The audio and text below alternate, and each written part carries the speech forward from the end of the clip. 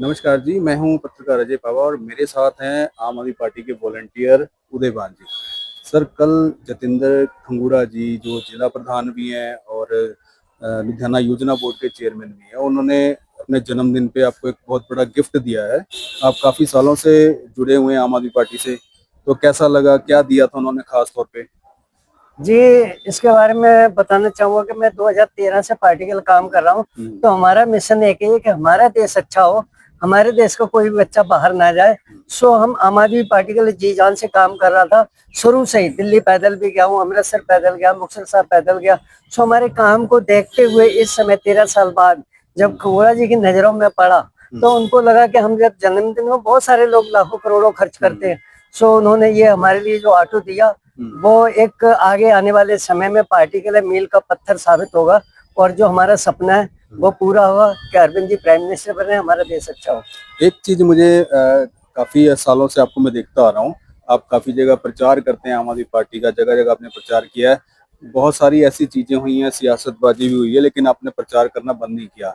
लेकिन जो कहा जा रहा है, जो कुछ लोग आपको करीब जानते हैं, वो कहते हैं आपने काफी दिल से सेवा करी है पार्टी की, लेकिन जो आपके घरेलू हालात हैं अभी तक सुधरे नहीं है। और आपके घर में बच्चे काफी पढ़ लिख चुके हैं, लेकिन बच्चों को अभी तक पंजाब सरकार में नौकरी की कोई ऐसी चीजें सामने नहीं आई है। अभी आपको कहीं ना कहीं उच्च योग किया जाए, क्योंकि नियुक्ति पत्र तो पंजाब सरकार सभी को दे रही है। कैसे देखते हैं आप इन चीजों को? देखो जी, इसके लिए मैं बताना चाहूंगा कि जब मेरी महामारी में बहुत छोटा था, मैं खुद नहीं पढ़ा। हमारे 2 बच्चे पहले खत्म हुए। हमारी बेटी भी है 3-4 साल की थी जब उसकी मदर खत्म हुई। तो मेरी बेटी अभी 21 साल की है, वो नोएडा में पढ़ती है, वो पोस्ट ग्रेजुएट कर रही है, वो 3-4 साल में कमिश्नर बनेगी। तो हमें किसी चीज का कोई लालच नहीं, हमारा सपना है कि हमारे देश का कोई बच्चा बाहर ना जाए। इसलिए आम आदमी पार्टी नहीं करेगी, फिर कभी हो नहीं सकता। नहीं, आपको लगता नहीं है, अगर जैसे बच्चा आप बता रहे 21 साल का है, तो सरकार के कुछ समय जो पंजाब में रह चुका है, आने वाले समय में 2027 की जो वोटिंग है, इलेक्शन है, उसकी तैयारियां हो चुकी हैं, तो आप सरकार से कोई अपेक्षा रखते हैं, इच्छा रखते हैं भी मुझे मेरी बेटी पढ़ लिख गई है और मेरी बेटी को भी कोई सरकारी नौकरी का स्थान दिया जाए? नहीं, देखो जी, यहाँ पर 2 चीजें आ जाती हैं। या तो व्यक्तिगत अपने स्वार्थ पूरे कर लो या देश के लिए लड़ाई लड़ लो। तो अगर जब हम देश के लिए कर रहे हैं तो हमें अपने स्वार्थ को, अपने आप को त्यागना पड़ेगा। मैं आज तक किसी भी एमएलए के घर पे सोने भी नहीं गया हूँ, 13 साल हो गया। मैं बाहर ही रहता हूँ, पहले रिक्शे में रहा हूँ, ऑटो में रहा हूँ, इसी ऑटो में ही रहता हूँ। सो मेरा मानना एक ही है कि अगर भगत सिंह, राजगुरु, सुखदेव को भी अगर अपने लिए कुछ चाहिए होता तो अंग्रेज न जाते। आज समस्या कहाँ है कि हर घर में अंग्रेज बसा हुआ है।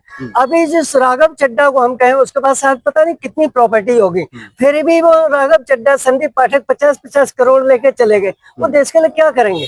आवाज उठाने से नहीं होता है, उसके ऊपर काम करना होता है। सो मेरा पूर्ण विश्वास है कि अरविंद जी प्राइम मिनिस्टर बनेंगे। हमें पूरा उम्मीद है कि पहले तो वो कुछ गलत करेंगे नहीं। और अरविंद जी हमें 2017 में मिले थे, हमने उनको भी बोला था कि हमारी तमन्ना प्राइम मिनिस्टर बनो, देश के लिए गलत फैसले लोगे तो मैं भूख हड़ताल करूंगा। अच्छा, तो मुझे मेरा आखिरी सवाल यही है कि अब आने वाले समय में आप पार्टी के लिए क्या क्या करने वाले हैं? जी, आने वाले समय में हम पार्टी के लिए प्रचार करेंगे और 22 जो ये 27 में सरकार बनेगी, 100% बनेगी, कोई रोक नहीं सकता।